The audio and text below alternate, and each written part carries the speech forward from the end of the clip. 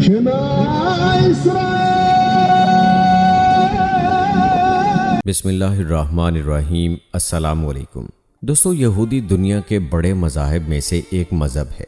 यहूदी मज़हब की निस्बत हज़रत मूसा अलैहिस्सलाम की तरफ जाती है, क्योंकि उनका नस्ली ताल्लुक़ हज़रत याकूब अलैहिस्सलाम से था, जिनका लक़ब इसराइल था। इसीलिए उन्हें बनी इसराइल भी कहा जाता है। दुनिया के हर मज़हब की तरह यहूदी मज़हब भी अपने अलग तौर तरीके रखता है, और उन तौर तरीक़ों को यहूदियत में ख़ासा मुक़द्दस माना जाता है। दोस्तों, आज की इस वीडियो में हम यहूदी मज़हब की अजीब व गरीब इबादत और रस्म व रिवाज का जिक्र करेंगे, जो वाकई एक इंसान को हैरत में डाल देती है। दोस्तों, यहूदियत में रोज़ 3 इबादतें मुकर्रर हैं। जैसे इस्लाम में 5 वक्त की नमाज फ़र्ज़ है, जैसे मुसलमान 5 वक्त की नमाज अदा करते हैं, वैसे ही यहूदियत में रोज़ 3 इबादतें मुकर्रर हैं, जिसमें से सुबह और दोपहर की फ़र्ज़ है, जबकि शाम की अपने आप पर वाजिब की जा सकती है। याद रहे कि यहूदियत में कुछ अहकाम उस वक्त लागू होते हैं जब तक इंसान उनको अपनी रोज़मर्रा ज़िंदगी का हिस्सा बनाने की नीयत ना कर ले, और जब कोई नीयत कर ले तो उस नीयत के बाद तमाम अहकाम वाजिब हो जाते हैं, और इनमें और फ़राइज़ में कोई फ़र्क नहीं रहता। इस मज़हब में ये तमाम इबादत अकेले तौर पर भी अदा हो सकती हैं और बाजमात भी, लेकिन बाजमात अदा करने में फजीलत है, और ख़ास तौर पर जब जमात इकट्ठी हो जाए तो वो खुदा के दरबार में बतौर बनी इसराइल की कौम हाजिर होती है। जमात के पूरा होने के लिए कम से कम 10 लोगों की ज़रूरत है, वरना एक साथ रहकर भी इबादत कबूल हो जाती है। यहूदियत में दीन के आगाज़ में सबसे पहली इबादत फजर की इबादत होती है। ये सबसे लंबी और दीन की सबसे अहम इबादत है, और इसके 6 हिस्से होते हैं। इसके पहले हिस्से में उलमा की तफसीर पढ़ी जाती है, दूसरे हिस्से में तौरात और ज़बूर पढ़ी जाती है, जबकि तीसरे हिस्से में शम्मा पढ़ी जाती है, जो इस इबादत का सबसे अहम हिस्सा होता है, क्योंकि इसमें पूरी कौम बनी इसराइल को पुकारा जाता है कि वो तौहीद की शहादत दें। उसके बाद उम्दा पढ़ी जाती है, और फिर मसीहा की आमद की दुआ की जाती है। मसीहा यानी दज्जाल, जिसे इस्लाम में कहा जाता है, और जो ज़बूर में से भी पढ़ी जाती है, और फिर आखिर में बनी इसराइल के फ़राइज़ को दोहराया जाता है, और तौहीद की शहादत भी दोहराई जाती है। दोस्तों, दीन इस्लाम की तरह यहूदियत में भी नमाज का तसव्वुर पाया जाता है, और यहूदी दिन में 3 नमाजें अदा करते हैं, जबकि हफ्ते के दिन और दीगर तमाम ख़ास दिनों या साल पर यहूदियों के फ़िरका रासिकल अक़ीदा और रिजेक्ट पसंद यहूदी एक इजाफ़ी नमाज अदा करते हैं, जिसे मसाफ़ कहा जाता है। उनके अक़ीदे में एक 5वीं नमाज भी है, जिसे नाइला कहा जाता है, लेकिन वह सिर्फ़ माह तीसरी के 10वें दिन यानी यौमुल ग़ुफ़रान को ही अदा की जाती है। इस्लाम की तरह यहूदियों की नमाज भी तन्हा और जमात के साथ पढ़ी जा सकती है। जिस तरह इस्लाम में नमाज बाजमात की फजीलत है, इसी तरह दीन यहूदियत भी बाजमात नमाज को अफजल तर करार देती है, और यहाँ तक कहा गया है कि बग़ैर जमात के नमाज अदा नहीं होती। यहूदियत में अक्सर अमाल के क़िरात बाआवाज़ एक ख़ास लम्हे की जाती है, जिसे निगून कहा जाता है।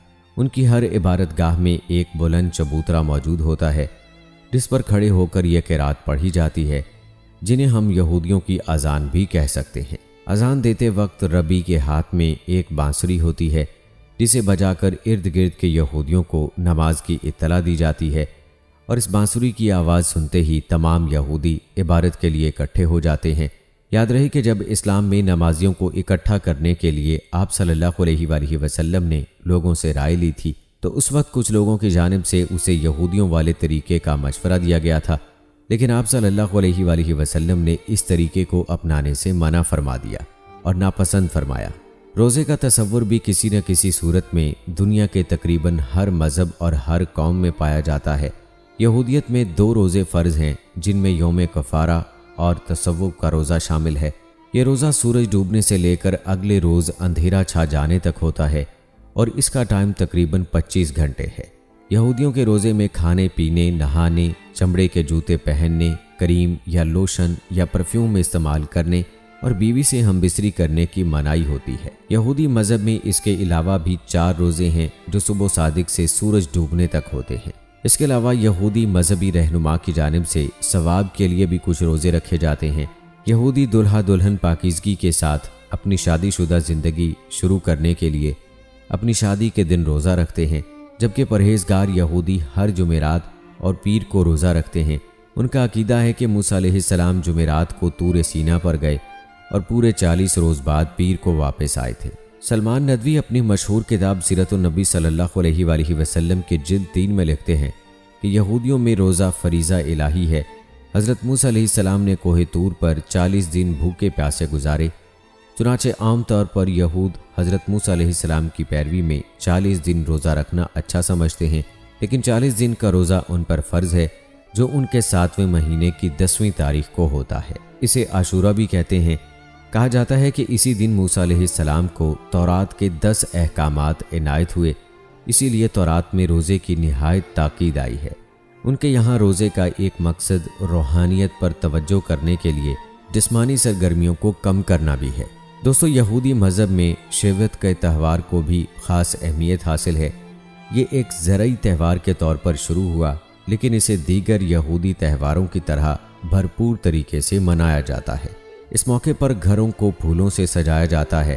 یہ تہوار بیساکھ کے 50 دنوں کے بعد مئی جون کے 6 اور 7ویں روز منایا جاتا ہے۔ دراصل یہ تہوار ایک طرح سے گندم کی فصل آنے کا اعلان ہوتا ہے۔ شیوت کو کئی ناموں سے جانا جاتا ہے۔ اس کے علاوہ یہودیت میں عیدوں کا تصور بھی پایا جاتا ہے۔ یہودیت میں عید پوریم کے نام سے ایک عید منائی جاتی ہے۔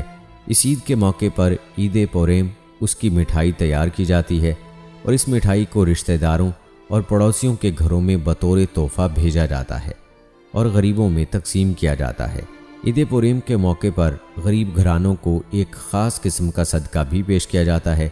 اس عید کے موقع پر ایک خاص پکوان ہر گھر کے چولہے پر چڑھا نظر آتا ہے اور خاندان کے تمام افراد جمع ہو کر اس پکوان کا بڑی بے صبری سے انتظار کرتے ہیں۔ عبادت گاہوں میں عہد نامہ قدیم کی آستر نامی کتاب کی مل کر تلاوت ہوتی ہے اور کچھ جگہوں پر اسے موسیقی کے ساتھ گا کر بھی پڑھا جاتا ہے۔ گلی محلوں، چوراہوں اور سحر گاہوں میں اور شہر بھر کے بازاروں میں ایک رات سے اگلی رات تک میلے کی محفل بنا رہتا ہے اور قسم قسم کے کھانے اور کچھ چیزیں خوشی کے ساماں کو دگنا کرتی ہیں۔ جبکہ ایران میں بسنے والے یہودی اس موقع پر ہمدان شہر میں آستیر کے مزار پر جاتے ہیں۔ تو دوستو، یہ تھی ہماری آج کی ویڈیو یہودیت کے بارے میں۔ یہودیت کیا ہے اور یہودیت کی عیدیں کون سی ہیں اور ان کا کلچر کیا ہے؟ ہم امید کرتے ہیں کہ ہماری آج کی یہ ویڈیو آپ سب کو ضرور پسند آئی ہوگی۔ اس ویڈیو کے متعلق اپنی رائے کا اظہار کمنٹ باکس میں لازمی کیجیے گا۔ اس ویڈیو کو لائک کر کے اپنی رائے کا اظہار بھی لازمی کیجیے گا۔ اگر آپ نے ابھی تک ہمارا چینل سبسکرائب نہیں کیا ہے تو لازمی سبسکرائب کر لیں۔ مجھے اگلی ویڈیو تک اجازت دیں۔ فی امان اللہ۔